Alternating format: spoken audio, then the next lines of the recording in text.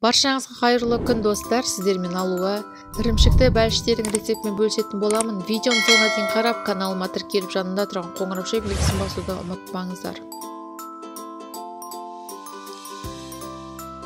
Көріп тұрғандарыңыздай бәлішіміз жұмсақ, нәзік, ірімшігі жақсы ерігені көрініп тұр.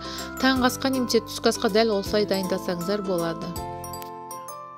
Енді кезекте сырымызды күштендігі болатын боламыз. Лаваштарымызды 3 бұрышлап турап, бір немесе 2 дана жұмыртқа қолдансаңыздар болады.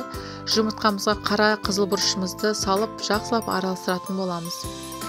Енді кезекте лаваштарымызға үгілген сырларымызды салып, жақсылап орап, жұмыртқаға аунатып, қайырылған ұшын астына қарай басып қоятын боламыз. Пісіргенде де дәл солай қайырылған жағын астына қарай салып қуыратын боласыздар, қызарғанша.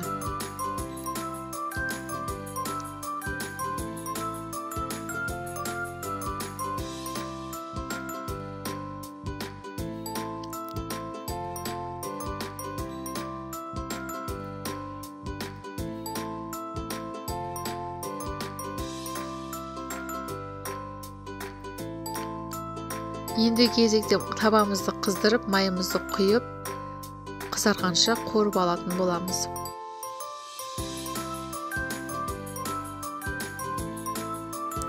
Мінекей, бәліштеріміз дайын болды.